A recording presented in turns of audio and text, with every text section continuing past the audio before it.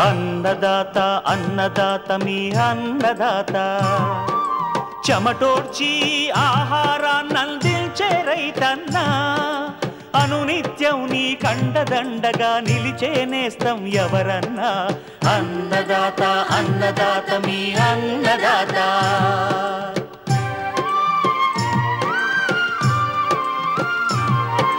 నూతన రీతుల సాగుబడికి నూరింతలు పెరిగే దిగుబడికి సూచనలిచ్చే సస్య రక్షణకు పశు పోషణకి శాస్త్ర విజ్ఞానం అందించి ముందుకు నడిపే తెలుగు రైతు భారతదేశానికి మకుటం అయ్యేలా తీర్చిదిద్దే ఆశయంతో మిమ్ము మేలు కొలిపేది అన్నదాత అన్నదాత అన్నదాత మీ అన్నదాత అన్నదాత అన్నదాత మీ అన్నదాత.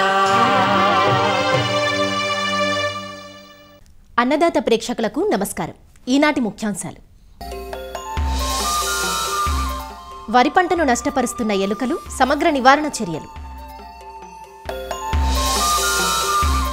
మామిడి పండ్లు మధురంగా ఉండాలంటే కోత సమయం నుంచి మాగవేత వరకు తీసుకోవాల్సిన జాగ్రత్తలు,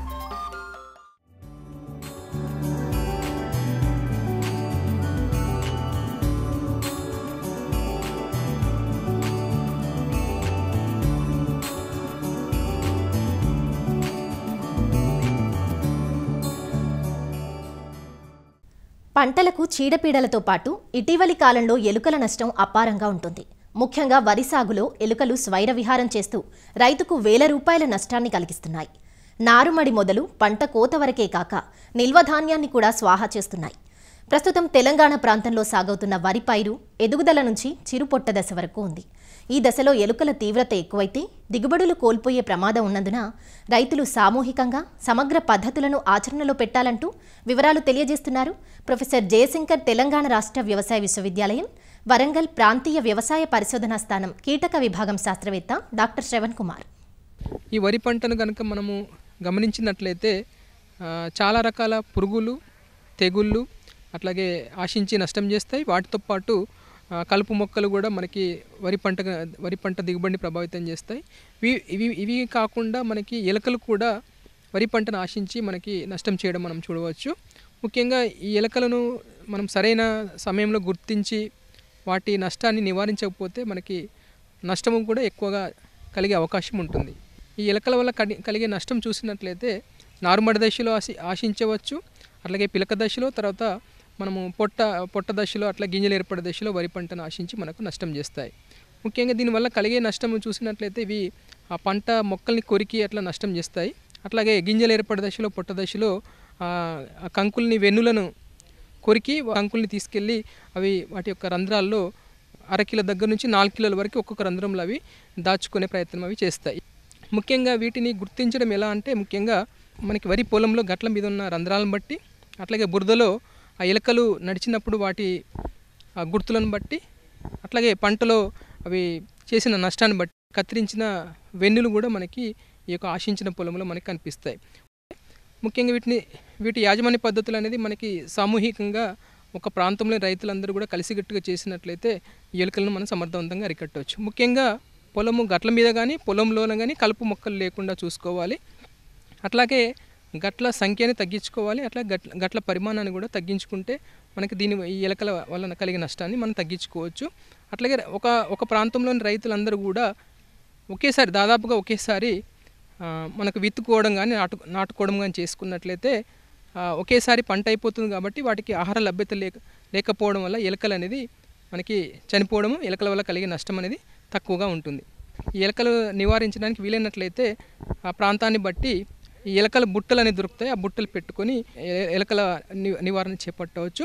అట్లాగే పొగ పెట్టడం ద్వారా కూడా ఈ ఎలుకలని తగ్గించుకోవచ్చు. ముఖ్యంగా పొగ పెట్టే యంత్రాలు మనకి మార్కెట్లో అందుబాటులో ఉన్నాయి.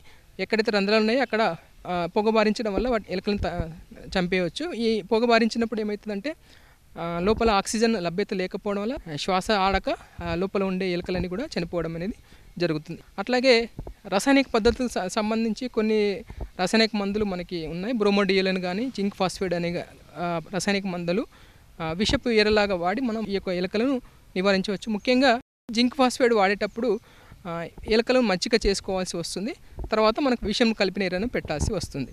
ఇక్కడ మొదటి రోజు ఎక్కడైతే మనకి రంధ్రాలు ఉంటాయో అక్కడ విషం కలపని ఎరను పెట్టాలి. ముఖ్యం దాంట్లో ఏంటంటే 98 పాలు నూకలు కానీ బియ్యం కానీ అట్లాగే 2 పాలు మనకు వంట నూనె వేరుశనగ నూనె కానీ ఏదైనా కలిపి తయారు చేసుకొని ఒక్కొక్క రంధ్రం దగ్గర ఒక 20 గ్రాముల ఈ యొక్క విషం కలపని ఎరను పెట్టుకోవాలి. మళ్ళీ మూడవ రోజు 96 పాలు నూకలు కానీ బియ్యం కానీ ఒక 2 పాలు వేరుశనగ నూనె కానీ ఏదైనా వంట నూనె కానీ అట్లాగే 2 పాలు యొక్క జింక్ ఫాస్ఫేట్ మందును కలిపి విషం ఎరను తయారు చేసుకొని దాంట్లో ఒక్కొక్క ఎలక రంధ్రం దగ్గర ఒక 10 గ్రాములు మనం పెట్టుకున్నట్లయితే ఆ విషం ఉన్న ఎరను తిని ఈ యొక్క ఎలుకలు అనేది చనిపోవడం అనేది జరుగుతుంది. ఇది 3వ రోజు పెడతాము. 4వ రోజు ఎలుకలు చనిపోవడం జరుగుతుంది. చనిపోయిన ఎలుకలను మనం సేకరించి ఒక గుంతలో పెట్టి పూడ్చివేయాలి. ఇది జింక్ ఫాస్ఫేట్ సంబంధించి చాలా విషపూరితమైనది. ఇది ఒక సీజన్లో ఒకసారి మాత్రమే మనం ఉపయోగించాలి. తర్వాత 5వ రోజు మళ్ళీ ఏదైనా ఎలుకలు ఉనికి గమనించినట్లయితే మనము ఎలుక రంధ్రాల్లో అల్యూమినియం ఫాస్ఫేట్ ట్యాబ్లెట్స్ అనేది ఒక్కొక్క రంధ్రానికి 2 చొప్పున పెట్టుకొని ఈ యొక్క ఎలుకల నివారణ చేపట్టాలి. ఇది కాకుండా మనకి బ్రోమోడిల్ అనే మందు కూడా ఎలుకల మందు అనేది ఉంది. దీనికి ఎలుకలను ఇది వాడేటప్పుడు ఎలుకను మచ్చిక చేసుకోవాల్సిన అవసరం ఉండదు కాబట్టి డైరెక్ట్గా మనము ఎలుక రంధ్రాలను గుర్తించి ఈ యొక్క విష ఎరను పెట్టుకోవాలి. దీంట్లో 96 పాలు నూకలు కానీ బియ్యం కానీ ఒక 2 పాలు వేరుశనగ నూనె కానీ వంట నూనె కానీ అట్లాగే 2 పాలు ఈ యొక్క బ్రోమోడిల్ మందు కలిపి విషబీర తయారు చేసుకొని ఒక్కొక్క రంధ్రం దగ్గర ఒక 15 గ్రాముల యొక్క బ్రోమోడిల్ కలిపిన విషబీరను పెట్టాలి. పెట్టిన తర్వాత అవి చనిపోవడం అనేది జరుగుతుంది. జింక్ ఫాస్ఫేట్ మాత్రం సీజన్లో ఒకటేసారి వాడవచ్చు. కానీ బ్రోమోడిల్ మాత్రం ఒకటి కానీ 2-3 సార్లు మనం ఈ బ్రోమోడిల్ మందునని వాడి మనం ఎలుక నివారణ చేపట్టవచ్చు. రకరకాల పద్ధతుల ద్వారా పొగ పెట్టడం ద్వారా కానీ బుట్టలు పెట్టడం ద్వారా కానీ అట్లాగే కొన్ని మనకి సేద్య పద్ధతులు కొన్ని మార్పు చేయడం వల్ల కానీ ఇట్లా సామూహికంగా రైతులందరూ కూడా విషపేర పెట్టడం కూడా సామూహికంగా చేసుకోవాలి. ఇట్లా సామూహికంగా పద్ధతులు పాటించినట్లయితే వరిలో ఎలుకల బెడదను తగ్గించుకొని మనం దిగుబడులు నష్టపోకుండా మంచి దిగుబడులని పొందవచ్చు.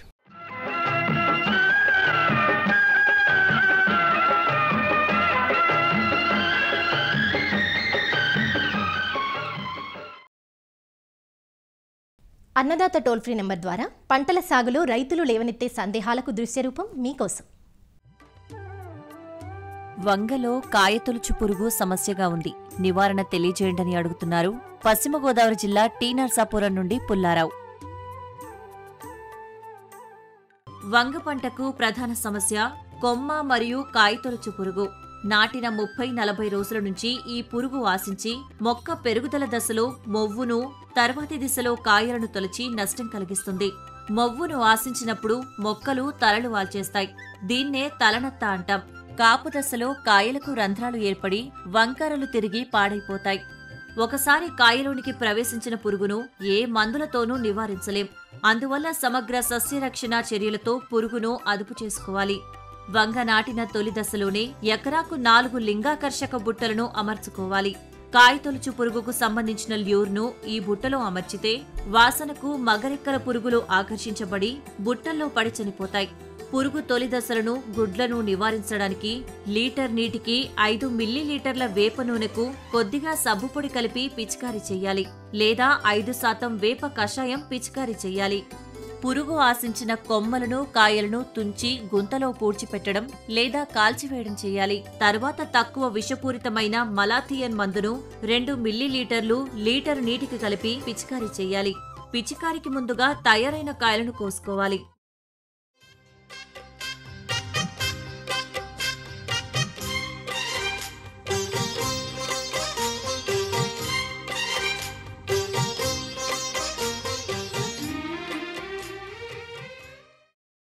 పండ్లకి రారాజుగా రాజఫలంగా మామిడిని చెబుతారు. అంత మధురంగా ఉంటుంది కాబట్టే మామిడి పండుకి ఆ పేరు. అయితే ఇటీవలి కాలంలో మామిడి రుచులు మారిపోతున్నాయి.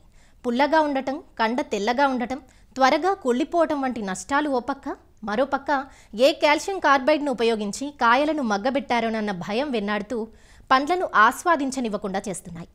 ఇలాంటి సమస్యలు ఏవీ లేకుండా పండ్లు మంచి రంగుతో మధురంగా, అలానే కార్బైడ్ భయం లేకుండా స్వచ్ఛంగా ఉండాలంటే రైతులైనా వ్యాపారులైనా కోతల సమయం నుంచి మార్కెట్కు పంపే వరకు తప్పనిసరిగా కొన్ని జాగ్రత్తలు తీసుకోవాల్సి ఉంటుంది. ఆ జాగ్రత్తల గురించి తెలియజేస్తున్నారు వైఎస్ఆర్ ఉద్యాన విశ్వవిద్యాలయం నూజివీడు మామిడి పరిశోధనా స్థానం ప్రధాన శాస్త్రవేత్త డాక్టర్ కె రాధారాణి. ఈరోజు మనము మామిడి కోత సమయంలోనూ కోత తర్వాత ఎలాంటి జాగ్రత్తలు తీసుకోవాలి అన్న దాని గురించి మాట్లాడుకుందాం. గత 2-3 సంవత్సరాల నుంచి గమనించినట్లయితే నాణ్యమైన పండ్లు మనకి మార్కెట్లో లభించట్లేదు. దీనికి ప్రధాన కారణం ఏంటంటే కోత సమయంలోనూ అలాగే కోత తర్వాత చేసే వివిధ రకాల ప్రక్రియలు ఏవైతే ఉంటాయో వాటిలో సరైన జాగ్రత్తలు తీసుకోకపోవడం అన్నది ప్రధాన కారణం అండి దీనికి. అంటే మనం కోసిన తర్వాత కాయలు నాణ్యతగా ఉండాలి, మంచి రుచితో ఉండాలి, అలాగే ఎక్కువ రోజులు నిల్వ ఉండాలి అంటే కోత సమయం నుంచే మనము అవి మార్కెట్కి చేరే వరకు మనం చాలా జాగ్రత్తలు తీసుకోవాలి. అందులో మొదటిగా చెప్పుకోవాలి అంటే మనం కాయ ఎప్పుడు కొయ్యాలి అన్నది ప్రధానంగా చూసుకోవాలి. అంటే పరిపక్వత చెందడం అనేది ఒకటి ఉంటుంది మామిడిలో.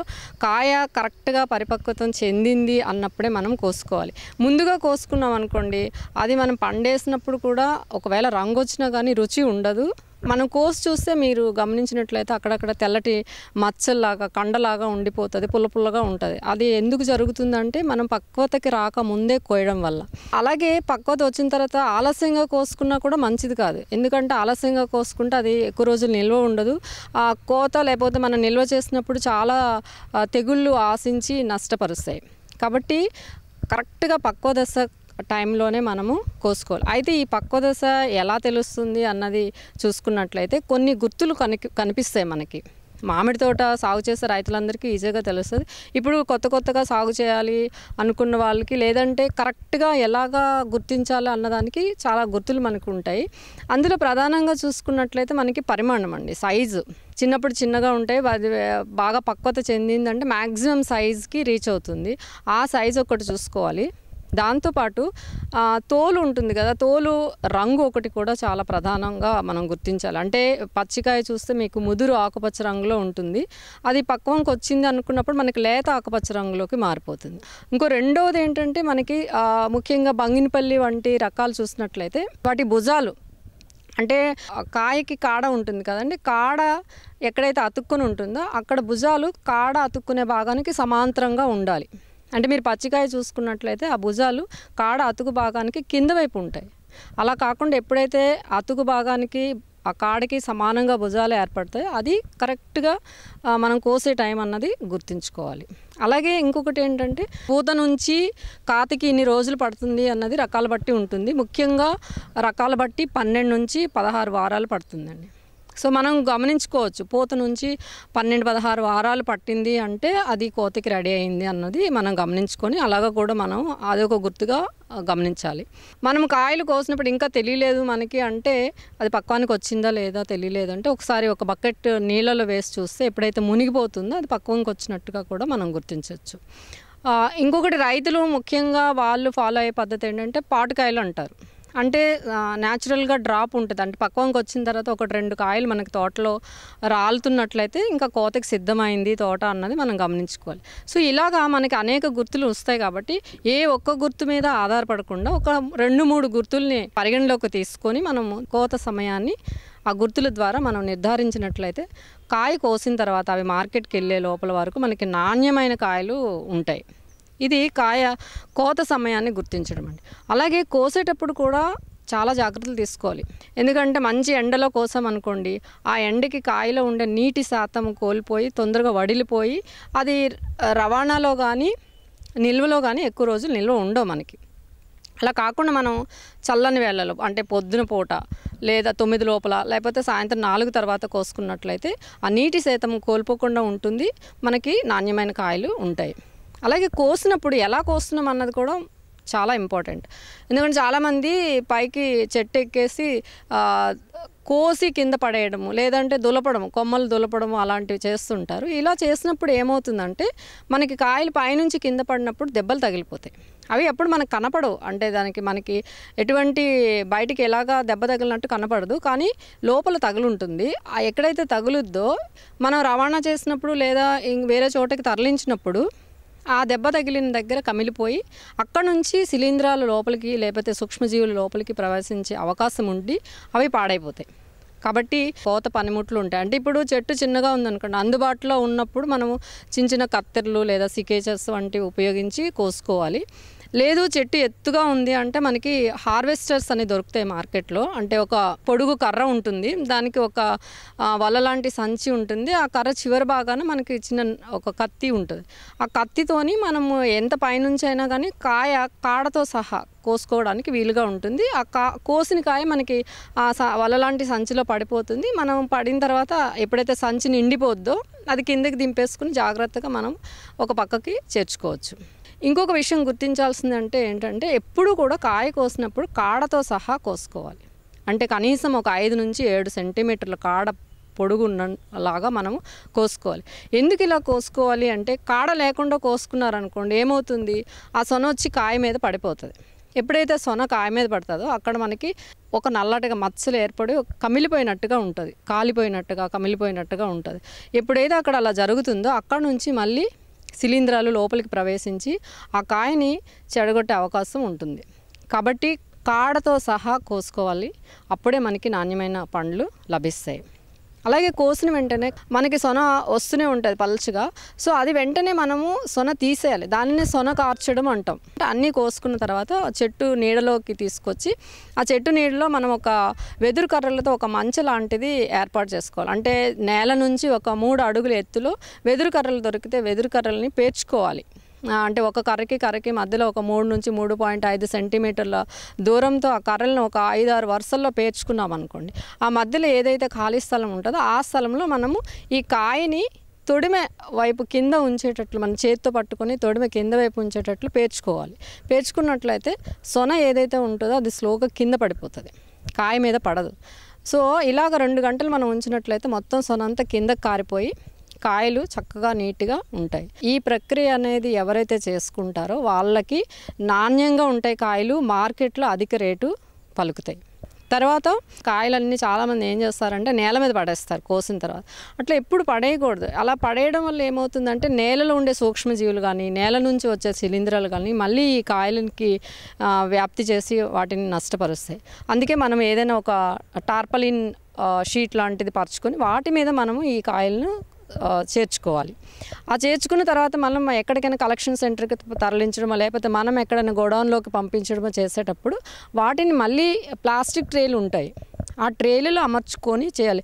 మామూలుగా గోనె సంచుల్లో సిమెంట్ సంచుల్లో వాటిల్లో మాత్రం ఎట్టి పరిస్థితుల్లో చేయకూడదు. అలా చేయడం వల్ల మళ్ళీ వాటికి ఒత్తిడి పెరిగిపోయి కింద వైపు ఉండే కాయలు ఏవైతే ఉంటాయో అవి నలిగిపోయి పాడైపోయే అవకాశం ఉంటుంది. ఎప్పుడు కూడా మనం ప్లాస్టిక్ ట్రేలు శుభ్రపరిచిన ప్లాస్టిక్ ట్రేల్లో కింద అంచుల వైపు కింద వైపు ఏదైనా పేపరు పరుచుకొని దాని మీద ఈ కాయలు అమర్చుకొని మనము తరలించుకోవాలి. ఇంకొకటి గ్రేడింగ్ చేసుకోవడం. ఇప్పుడు మనం కోసిన తర్వాత రకరకాల కాయలు ఉంటాయి, చిన్నవి ఉంటాయి, పెద్దవి ఉంటాయి, కొన్ని మంచి రంగు అప్పటికి రంగు వచ్చిన కాయలు ఉంటాయి, కొన్ని రాని కాయలు ఉంటాయి, కొన్ని దెబ్బ తగిలిపోతుంది. మనం ఎంత జాగ్రత్తగా చేసినా కానీ కొన్నిసార్లు తగిలిపోయిన దెబ్బలు ఉంటాయి, ఆల్రెడీ చెట్టు మీద దెబ్బ తగిలిన కాయలు ఉంటాయి. ఇట్లాంటివన్నీ మనం ఒకేసారి అన్నిటితో కలిపేసి మనం మార్కెట్కి తరలిస్తే ఎప్పుడు కూడా కొనుగోలు చేసే వాళ్ళకి ఏదైతే చెడ్డగా ఉంటుందో అదే ముందు కనిపిస్తుంది. ఇన్ని మంచివి ఉన్నా మంచివి కనపడకుండా ఒక చెడ్డది కనిపించినా మనకి రేటు తక్కువ అడుగుతారు. సో అది అలా జరగకుండా ఉండాలి అంటే మనము కంపల్సరీగా మనం గ్రేడింగ్ చేసుకోవాలి. ఈ గ్రేడింగ్ అనేది మనము సైజు బట్టి చేసుకోవాలి, ఆకారం బట్టి చేసుకోవాలి, అలాగే రంగు బట్టి చేసుకోవాలి. అది ఏది దానికి అది విడదీసుకొని మనకి ఏదైతే నాసిరకంగా ఉంటాయో లేకపోతే దెబ్బలు తగిలి ఉంటాయో ఆల్రెడీ మచ్చలు ఉన్నవి ఉంటాయో అవన్నీ సెపరేట్ చేసుకున్నట్లయితే ఏమవుతుందంటే మంచి నాణ్యంగా ఉన్నవి పెద్ద సైజు ఉన్నవి మంచి రేట్ వస్తాయి, మీడియం సైజు ఉన్నవి మీడియం రేట్ వస్తాయి, నాసిరకం కూడా మనం అమ్ముకోవచ్చు ఏదో కొంత ధరకి. సో ఇలాగ అన్ని రకాలకి కొంత డబ్బు వస్తుంది. మార్కెట్కి తరలించిన తర్వాత కూడా ఒక్కొక్కసారి రవాణాలో కానీ మనకి ఈ శిలీంధ్రాలు అంటే కోసిన తర్వాత ఎక్కువగా శిలీంధ్రాలు వచ్చి కుళ్ళిపోయే ఛాన్సెస్ ఎక్కువ ఉంటుంది మామిడికి. సో ఇలా రాకుండా ఉండాలంటే మనము ఈ కాయలను ఒక శిలీంధ్ర నాశనాలతో శుద్ధి చేసుకోవాల్సి ఉంటుంది. అంటే కాయలు కోసి సొనకార్చడము అదంతా గ్రేడింగ్ అంతా అయిన తర్వాత మనం ఈ కాయలను ఏం చేయాలంటే కార్బెండజమ్ అనే మందుని 1 గ్రాము 1 లీటర్ నీటికి చొప్పున కలిపిన ద్రావణంలో ఈ కాయలు మనం ఒక 5 నుంచి 10 నిమిషాలు ముంచేసి తీసేసి మళ్ళీ మంచినీళ్ళతో కడిగి ఆరబెట్టి తడిగుడ్డతో తుడిచేసి ఆరబెట్టి మనం ప్యాకింగ్ చేసుకొని మార్కెట్కి తరలించుకున్నట్లయితే ఈ రవాణాలో కానీ వాళ్ళు కొనుక్కున్న తర్వాత వాళ్ళు నిల్వ చేసుకుంటారు కదా, పండబెట్టుకుంటారు, అప్పుడు కూడా ఈ రోగాలు తెగుళ్ళు రాకుండా ఉండి నాణ్యంగా ఉంటాయి. ఇలా చేసుకుంటే మనకి ధర వస్తుంది, వాళ్ళకి కూడా నాణ్యమైన పండ్లు లభ్యమవుతాయి. తర్వాత ప్యాకింగ్ చేయడం కూడా చాలా ఇంపార్టెంట్. కొంతమంది రైతులు వాళ్ళు పండించి వాళ్ళే గ్రేడింగ్ చేసి వాళ్ళే ప్యాకింగ్ చేసి సిటీస్కి కానీ లేదా హైదరాబాద్ లాంటి ఊర్లకి అపార్ట్మెంట్లకు ఇస్తుంటారు అట్టపెట్టెలతో. సో అలాగ చేసుకున్నప్పుడు కూడా కొన్ని జాగ్రత్తలు ఏమైనా తీసుకోవాలంటే ఎప్పుడు కూడా పెద్ద పెద్ద బాక్సుల్లో ప్యాకింగ్ చేయకూడదు అండ్ లూజ్గా కూడా చేయకూడదు. ఇలాగ లూజ్గా చేసినప్పుడు ఈ రవాణాలో ఏమవుతుందంటే కదిలిపోతాయి. ఎప్పుడైతే కదులుతాయో ఒకదాని మీద ఒకటి పడడం లేదా ఈ రాపిడ్ జరగడం లాంటివి జరిగి దెబ్బ తగిలే అవకాశం ఉంటుంది. అది నివారించాలంటే మనము పెట్టే సైజు అట్టపెట్టెల్లోనే ప్యాకింగ్ చేయాలి. దూర ప్రాంతాలకు కానీ దగ్గర ప్రాంతాలకు కానీ రవాణా చేసినప్పుడు ఎట్టి పరిస్థితుల్లో కూడా ఈ వెదురు చేసిన బుట్టలు అలాంటివి వాడకూడదు. ఎందుకంటే వెదురుతో చేసిన బుట్టలు వాడారనుకోండి ఎక్కడైనా ఒకటి గీసుకుపోవడము అలాంటి మేకులు అవి ఉంటాయి గీసుకుపోవడము అలా జరిగిందంటే మళ్ళీ అది రవాణాలో పోవడము లేకపోతే వాళ్ళు తినడానికి మాగబెట్టుకున్నప్పుడు పోవడం అలా జరుగుతుంది. కాబట్టి కన్నాలు ఉండే అట్టపెట్టెలు ఉంటాయి, అలాంటివి తీసుకొని ఒక 10 నుంచి 12 కాయలు పట్టే అట్టపెట్టెలు మాత్రమే ఉపయోగించాలి. అంటే ఆ 10-12 కాయలు కూడా ఒక 1/4 కిలో నుంచి ఒక 300 గ్రాములు బరువు ఉన్న కాయలు కనుక మనం పెట్టినట్లయితే 10-12 పడతాయి. అలాంటి అట్టపెట్టెలు మనం ఉపయోగించుకొని రవాణా చేసుకోవాల్సి ఉంటుంది. ఈ అట్టపెట్టెల్లో కూడా మన ఈ కాగిత ముక్కలు చిన్న ముక్కలు ఉంటాయి చూడండి, అలాంటివి మనం వేసుకున్నట్లయితే కుషన్ మెటీరియల్ లాగా పనిచేస్తుంది. అంటే ఒకవేళ కదిలినా కానీ దెబ్బ తగలకుండా కాపాడుతాయి అన్నమాట ఈ కాగితపు ముక్కలు. కొనుగోదారులు ఏం చేస్తారంటే అంటే రైతులు కూడా పండ్లు అమ్మే వాళ్ళు ఉంటారు, లేదంటే వ్యాపారస్తులు కాయలు కొనుక్కొని వాళ్ళు మాగబెట్టి వాళ్ళు పండ్లు అమ్ముతారు. లేదా కొంతమంది వినియోగదారులు కూడా ఏం చేస్తారంటే కాయలు కొనుక్కొని వాళ్ళు మాగబెట్టుకుంటారు. ముఖ్యంగా బండ్ల మీద అమ్మే వాళ్ళు ఏం చేస్తారంటే కాయలు కొనుక్కొని ఈ కాల్షియం కార్బైడ్ లాంటి పొట్లాలు వేసి దాన్ని మాగబెట్టి అమ్ముతుంటారు. ఈ కాల్షియం కార్బైడ్ అనేది నిషేధించారు, అది మాగబెట్టడానికి పనికిరాదు. ఎందుకంటే దాని ద్వారా చాలా రోగాలు వస్తున్నాయి, క్యాన్సర్ వంటి రోగాలు. అందుకని ప్రభుత్వం దాన్ని బ్యాన్ చేసింది, నిషేధించింది. సో అది ఎప్పుడు కూడా వాడకూడదండి. అంటే మీకు అందుబాటులో దొరుకుతుంది, చవకగా దొరుకుతుంది అన్నది మీరు చేయకూడదు. ఎందుకంటే ఒకవేళ మీరు దొరికిపోయినా మీరు జైలుకి వెళ్ళాల్సి ఉంటుంది, లేదా పెద్ద మొత్తంలో జరిమానా కట్టాల్సి ఉంటుంది. కాబట్టి దానికి ప్రత్యామ్నాయంగా మనకి ఈజీగా అవైలబుల్గా దొరికేది ఇథిలిన్ గ్యాస్ ద్వారా కూడా మనం పండించుకోవచ్చు. మనకి ఇథిలిన్ శాచెట్స్ కూడా దొరుకుతాయి. ఈ బండ్ల మీద పెట్టుకునే వాళ్ళు ఈ కాల్షియం కార్బైడ్ పొట్లాలు పెట్టుకోకుండా ఈ ఇథిలిన్ శాచెట్స్ మనం పెట్టుకుంటే కూడా అవి మగ్గిపోతాయి. లేదు వాణిజ్యపరంగా మనమే రైతులే మాగబెట్టి అమ్మాలనుకుంటే కూడా మనకి రైపనింగ్ ఛాంబర్లు అందుబాటులో ఉంటాయి. రైపనింగ్ ఛాంబర్లో మనం ఇథిలిన్ గ్యాస్ లోపలికి చొప్పించి మాగబెట్టడం. దీనికి ఇథిలిన్ గ్యాస్ సిలిండర్స్ దొరుకుతాయి. ఒక 100 to 150 ppm గ్యాస్ కాన్సన్ట్రేషన్ సరిపోతుంది ఒక రూమ్కి. అది మనం రిలీజ్ చేసి ఒక 12 నుంచి 24 గంటలు డోర్స్ అన్నీ కూడా మూసేసేయాలి. మూసేసిన తర్వాత అప్పుడు మనం ఓపెన్ చేస్తే ఆ ఇథిలిన్ గ్యాస్ ద్వారా రైపనింగ్ ప్రక్రియ అనేది మొదలవుతుంది. అది తీసిన తర్వాత 4-5 రోజులు అవి మాగిపోతాయి, పండ్లు అయిపోతాయి. అలా చేసుకోవచ్చు. చిన్నగా తక్కువ సంఖ్యలో ఉన్నట్టయితే మనం ఇథిలిన్ ద్రావణం అని దొరుకుతుంది. ఆ ఇథిలిన్ ద్రావణం ద్వారా కూడా మనము మాగబెట్టుకోవచ్చు. దీనికోసం ఏం చేయాలంటే ఇథిలిన్ ద్రావణాన్ని ఒక 10 మిల్లీలీటర్లు ఒక 5 లీటర్లు నీటికి కలుపుకోవాలి. ఈ ద్రావణంలో మనం ఏవైతే కాయలు మాగబెట్టాలనుకుంటున్నామో ఇంట్లో చేసుకునే వాళ్ళు అలాగా దాంట్లో ఒక 5 నుంచి 10 నిమిషాలు ముంచేసి తీసేయాలి. తీసేస్తే ఇవి కూడా 4-5 రోజులు మనకి పండ్లు అయిపోతాయి.